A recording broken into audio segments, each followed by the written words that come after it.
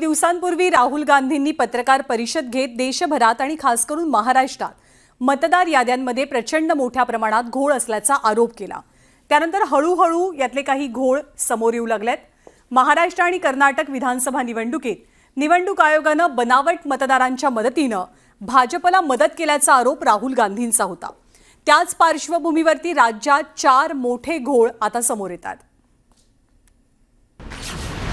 पैठण, चंद्रपूर, नालासोपारा, नाशिक, राज्यातली ही 4 ठिकाणं, पण यांच्यात एक समान धागा आहे, तो म्हणजे घोळ।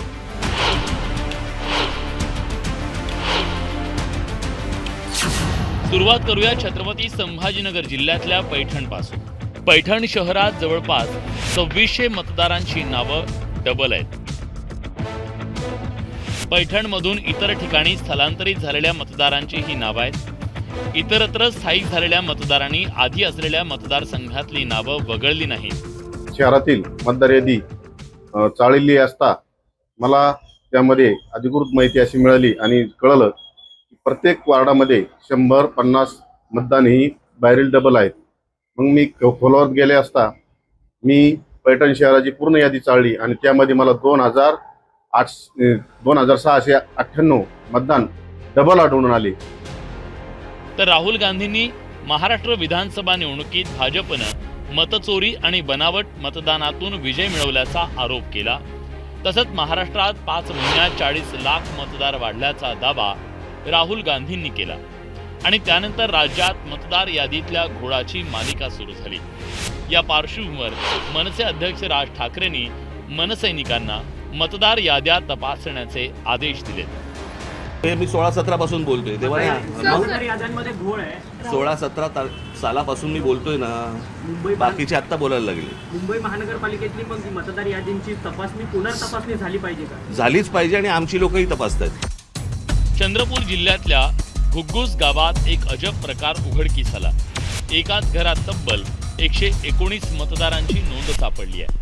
छोट्याशा घरात 119 मतदारांची नोंदणी कशी होऊ शकते असा प्रश्न निर्माण झाला। काँग्रेसच्या स्थानिक पदाधिकाऱ्यांनी मतदार यादीची तपासणी केल्यावर हा प्रकार उघडकीस आला। 119 मतदार बोगस तर नाहीत ना अशी शंका उपस्थित केली जाते। राज्यात चांदा ते बांदा मतदार यादीतले घोळ पाहायला मिळत आहेत। नालासोपारा विधानसभा मतदारसंघात माता जीवदानी चाड इथल्या सुषमा गुप्ता या महिलेचं मतदार यादीत तब्बल 6 वेळा नाव असल्याचा प्रकार समोर आला। एकाच पानावर सुषमा गुप्तांचं नाव 6 वेळा असल्याचं पाहायला मिळालं। नाशिकमध्ये तर बोगस वोटर आयडी आढळून आले। ठाकरेंच्या शिवसेनेचे पदाधिकारी योगेश गांगुर्डेंनी हा पर्दाफाश केला।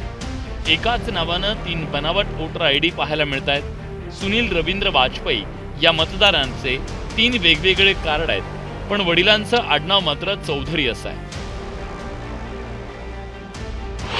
विवेक मुंडले आणि योगेश काळुंगे ही नावं वेगळी आहेत, पण फोटो मात्र एकच आहे।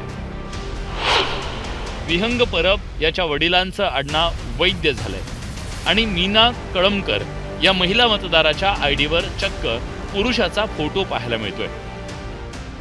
एकाच नावाचे 3 शैक्षणिक कार्ड बनवले गेले, म्हणजे तो 3 ठिकाणी मतदान करू शकतो।